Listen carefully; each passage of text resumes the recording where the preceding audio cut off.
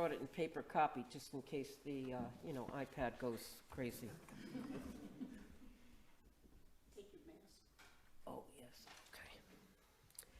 So, as much as I'd like to tell you that being your treasurer is the thing that floats my boat,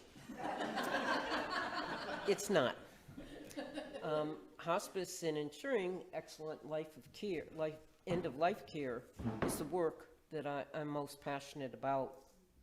When I graduated from nursing school, I worked at a local hospital in the intensive care and coronary care units. We saved a lot of people, but it was a prolonged dying process for too many people. It was a teaching hospital, and so caring for very sick people presented an opportunity for the interns and residents. But sometimes it seemed that we were not giving enough attention to the needs of the patients and the quality of their lives. When a woman gets pregnant for 8 months or however long, she and the fetus receive a lot of attention. They get regular medical appointments, support, lots of attention from family members and friends. Everything is done to prepare for the health of the mother and the safe entry of the baby into the world. I think that we should be giving equal attention and necessary supports when people are leaving this world. So I wanted to talk with you about hospice. Hospice provides physical, emotional, social, and spiritual support to patients and their family members. And those family members are whoever the patient feels are their family.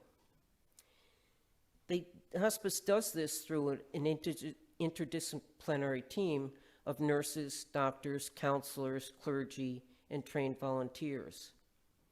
Hospice is for people who have a life-limiting illness with an anticipated prognosis of 6 months or less.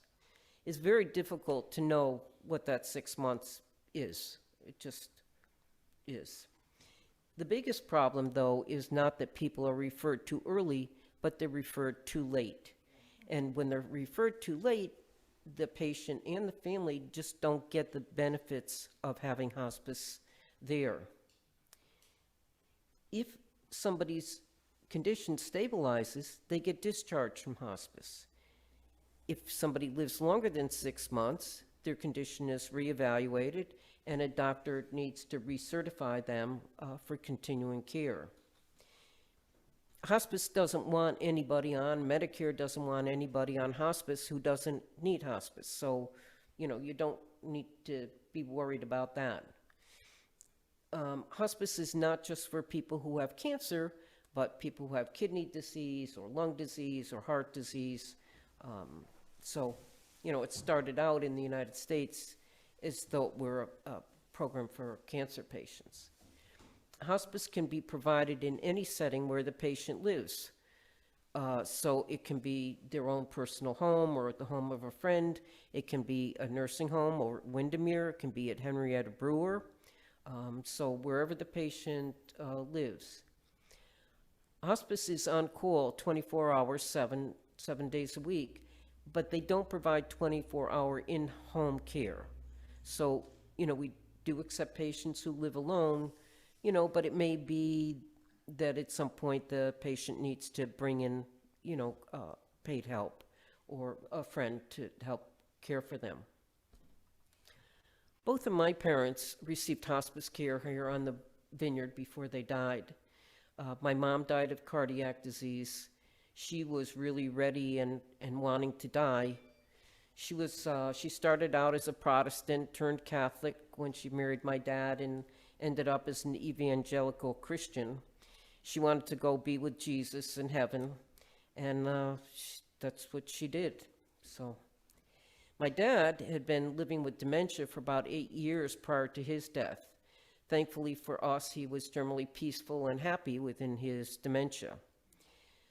Even though they bickered over which TV programs to watch, my mom loved Family Feud, my father hated it.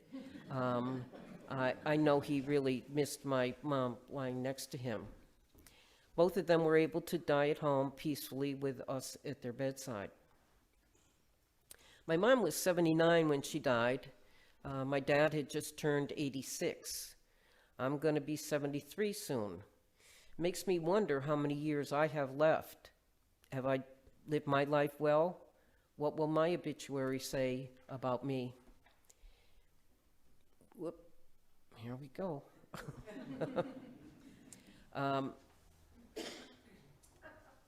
So it starts to make you think, how much time? Do I have do I have enough time to finally get that basement, work with Rita to get the basement cleaned out before I go? 20 years of stuff down there.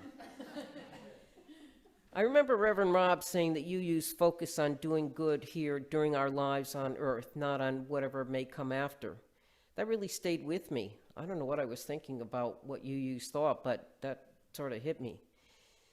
So, whether there's a heaven or a hell, it's probably a good idea for us to behave while we're here, to live the 7 principles, and to make the most of each day. Last September, Hospice and Palliative Care of Martha's Vineyard became certified by Medicare. That means when somebody who has Medicare elects the hospice benefit, Medicare covers the full cost of hospice services related to their terminal illness. So all the visits by the hospice team members, the nurses and counselors and home health aides are all covered. The medications are covered, oxygen, hospital bed, commode, whatever the patient needs in order to stay home and be made as comfortable as possible. The idea of hospice is to provide comfort, not to extend life, but to improve, to have quality of life over quantity. I urge people not to be afraid to call hospice. Don't wait until your pain is severe or you're in a crisis, whatever that crisis is. Hospice isn't going to admit you if your condition doesn't meet the criteria. You have to be certified by a physician to say, yes, hospice is appropriate. Too many people wait. Over the past few years, we've lost 20 members of our congregation. I want to read those names to you. Each of them was an important member of our congregation, and they were loved and cherished by their friends and families. Some received hospice services. I and some of you were blessed to have spent time with them during their final days of life. Let us remember them and the family members and friends of all of you who were mentioned in joys and concerns through the years. Roger Thayer, Barbara Kraus, Kay Laird, Betsy Bayer, Blair Schick, Steve Clark, Ken Beebe, Ann Gallagher, Chris Freed, Polly Friedrichs, Esther Hopkins, Herb Golub, Roger Erickson, Steve Myrick, Nancy Cox, Joanne Erickson, Steffi Elliott, Sarah Shepard, Linda Wilson, and Barb Cassell. Let us remember them.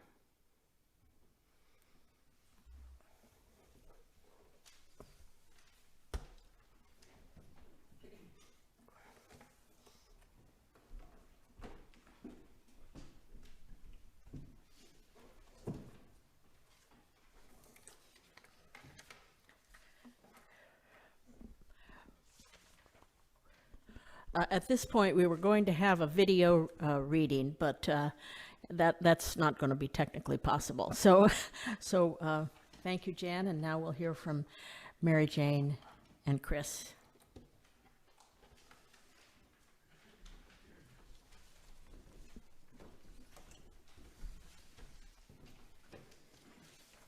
Hello, I'm Mary Jane, and I'm going to start a story, and Chris is going to finish it. We both lived through the same situation, but have very different takes, so you'll see how that happened. I'm not your typical poster child for depression. I've always been high functioning. I got a PhD in history. I married and helped to raise 2 children. I've always worked full-time. And yet, since puberty, I've struggled with depression. It was finally diagnosed as bipolar 2 in my 40s. Now, bipolar 2 is the downside of manic depression. You don't get the mania or the highs. You get the downside. I have had several suicide attempts. Prescription drugs, fortunately, have been tremendously helpful, but they tend to stop working. They work for a few months and then peter out. Several years ago, the cocktail of drugs that I was on stopped working. My psychiatrist at the time suggested that I investigate electric convulsive therapy. It used to be called electric shock treatment. Still the same idea. There's more anesthesia that goes with it now. Chris and I explored this option at McLean. I took medical leave from work, and Chris lined up rides to and from my Belmont treatments. Some of you were actually drivers, and I greatly appreciate that. At this point in the story, my memory fails me. A standard part of therapy is memory loss around the treatment. In fact, this was a blessing. What I do recall is that I felt nauseous all the time. I do remember that this community provided support, concrete support in the way of rides and prayers. And I remembered always that Chris was at my side. And on that note, I'm going to turn things over to her.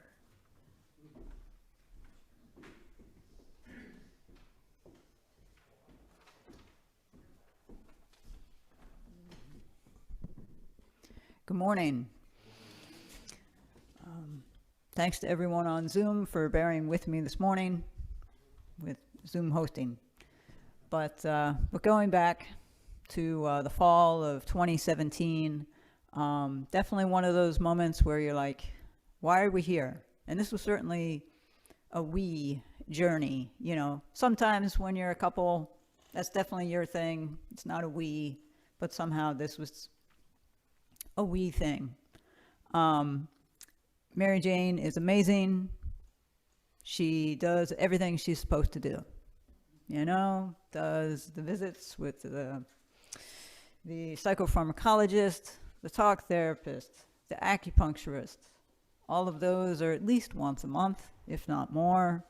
There's the twice daily cocktail of prescription medications. She's fabulous about taking it. She takes care of managing refills and all that. You know, she is stellar. So if you do all of that preventative stuff, you know, should you really end up in a position where suddenly it just ain't working? And it seems to be that with depression, or at least, I don't know, her particular type, it's sort of like if you ever walked an ancient way on the island, it's those old cart paths where basically you sort of feel like you're kind of down in a little rut in the road, and the dirt is just up alongside you. And in some ways, there's kind of something comforting about that. Well, with the depression and the fear is that basically it's like your brain has these ancient ways, and when that depression comes in, it's just going to find that ancient way and just be this conduit for all this negativity, and it's going to go really, really fast through that ancient way, and it can't get out. It can't change. It's just stuck in the rut. So medications stop working, and the rut is deep. So one option, hey, we're just gonna wait it out. Wait for the earth to spin.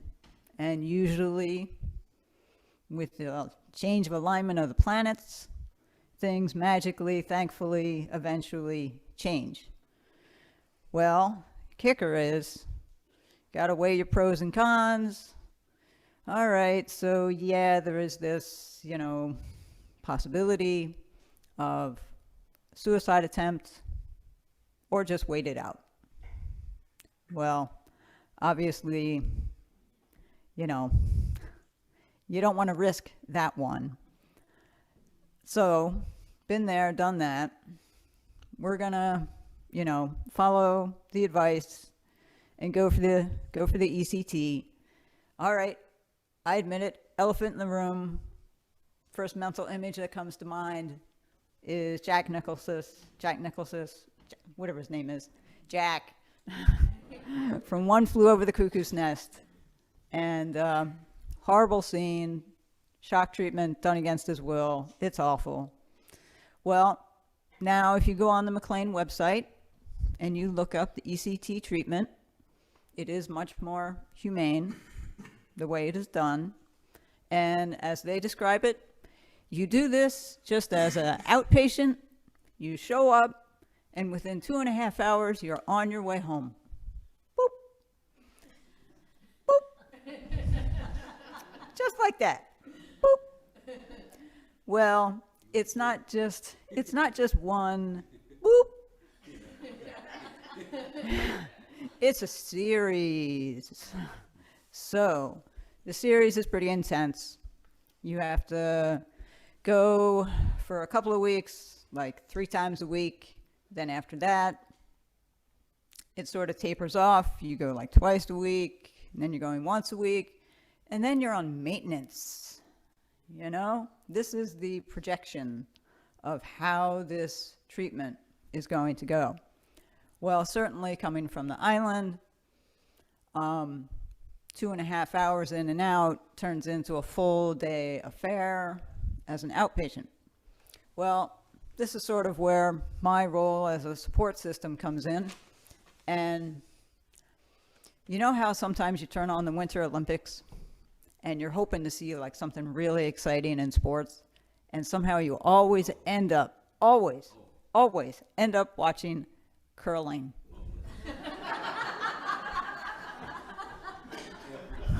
Every time. Well, in curling, they have the sweeper who goes out in front of the puck. And they're sweeping. And why do they sweep? They sweep so the puck can travel further and go in a certain direction. Well, that's what I'm doing. I'm sweeping. I'm ahead of Mary Jane, and I am sweeping. So I got my Excel spreadsheet. We are good to go. Okay, logistics. I can do logistics. So we got drivers lined up. We have boat bookings. You're coming, you're going. I'm dealing with the kids. They're late middle school, early high school. At this point, we've only been a family for 6 years through adoption. We're still like, who are you? Okay. Anyway, and so they say ECT is 80% effective. They can't really tell you why it's effective. You're just supposed to buy it and be like, okay. So we're waiting. She's doing the treatment, and we're waiting for like the aha moment, like, yes, come, you know? And there was a glimmer. There was a very, very brief glimmer. Treatment started around mid-December, and there was a brief glimmer, but then it quickly left. And then she just seemed to be just getting sicker and just physically sicker. And it wasn't really figured out as to why, and they were like, oh, you're just nauseous from the anesthesia. We'll just, plug in more anti-nausea medicine, and that'll be fine. I don't know. It just didn't work. And everything definitely became a struggle. The idea was to do the treatment, to do the treatment outpatient, because one, it was never even suggested that she go inpatient. And the idea of being home certainly sounds comforting.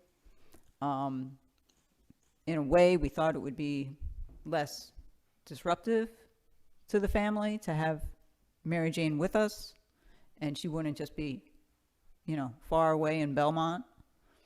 But, when you don't feel well and you're sick, whether it's common cold, it's flu, whatever, none of us are at our best selves.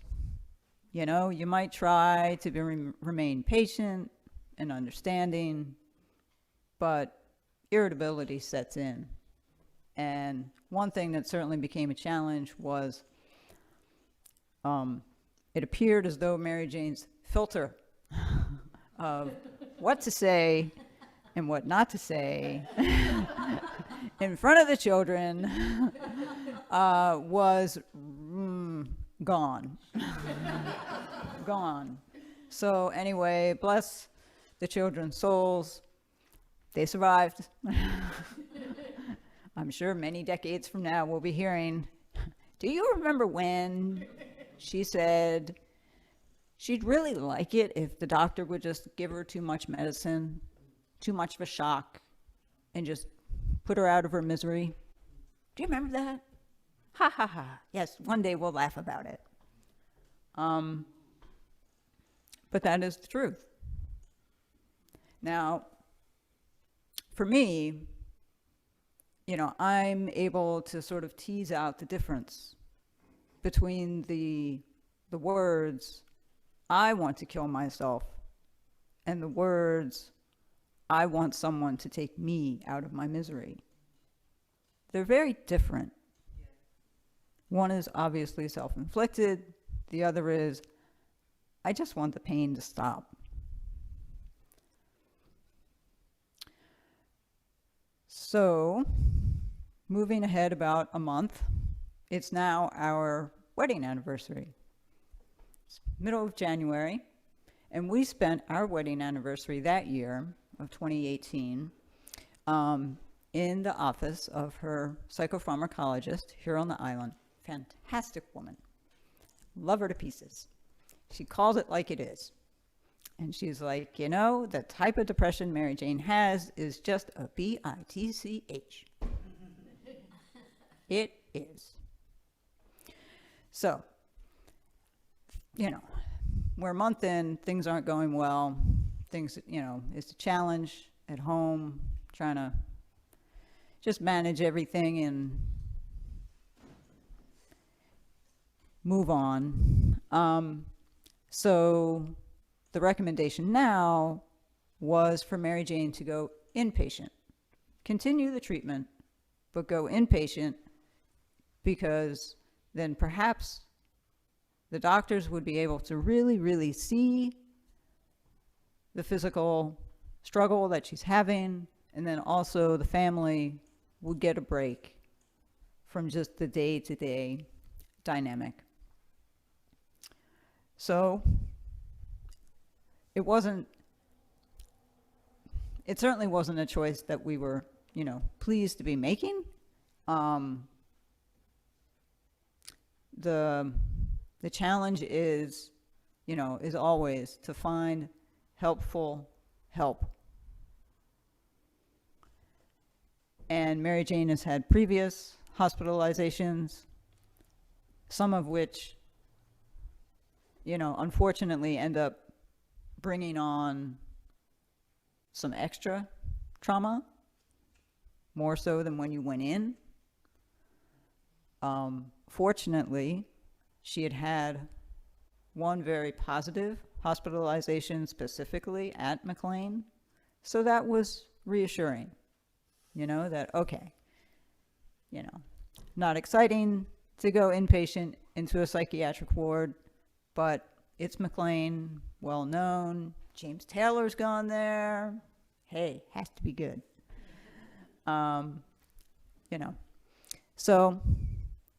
So she decides to go inpatient, and she was there for like 2 weeks. And at this point, I guess in terms of how I was feeling, I sort of have this vision of Mary Jane is in this life preserver, and with a rope, she's tethered to me, and I'm swimming in this flooded ancient way with a face mask on so I can see, kinda, and a snorkel so I can breathe. And I'm hearing everybody's advice, and I'm hearing Mary Jane. And you know how when you're underwater, everything's like, wah, wah, wah, wah, wah, wah. It's kind of like that. But I'm swimming. She's up there floating on the surface, and we're getting through. And thankfully,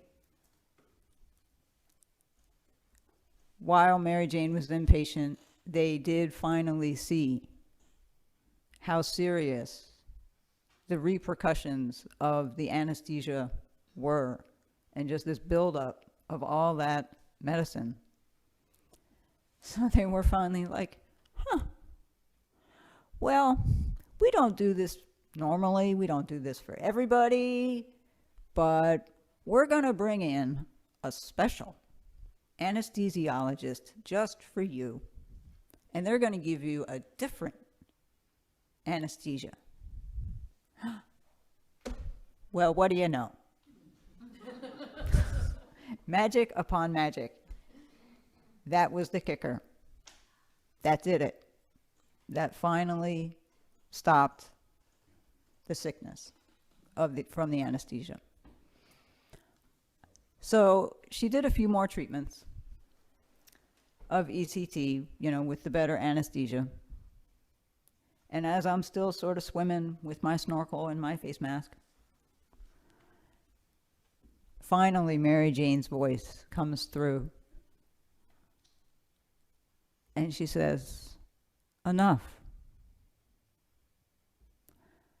I'm starting to feel better. I'm starting to feel like me.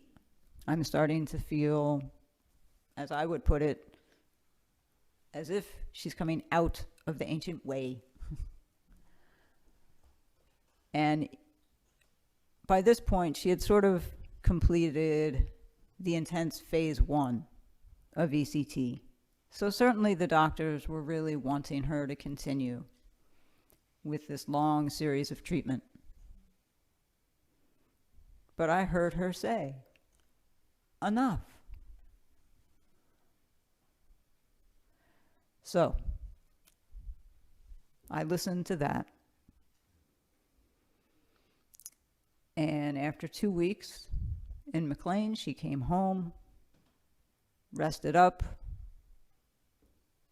and fortunately, some tweaks of the medication cocktail, getting back in the swing of doing all of those appointments with psychopharmacologists and talk therapists and the acupuncturist.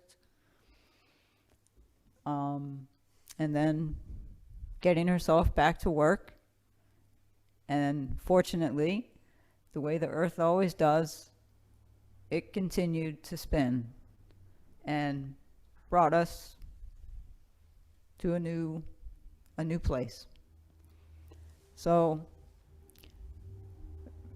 from my perspective, was it worth it? Oddly enough, I can actually say, yeah, it was. And I say that because now I can see over these last couple of years how there have been times when certainly the depression kicks back up and things kind of knock her down, but there's definitely more of a resilience, which was not there before ECT. So I guess in some ways, while the pathway, these ancient pathways might still be there, I don't think they're as deep as they used to be. So I think she now is able to sort of hop out of the ancient way. But I still have the snorkel and the mask nearby. Thank you.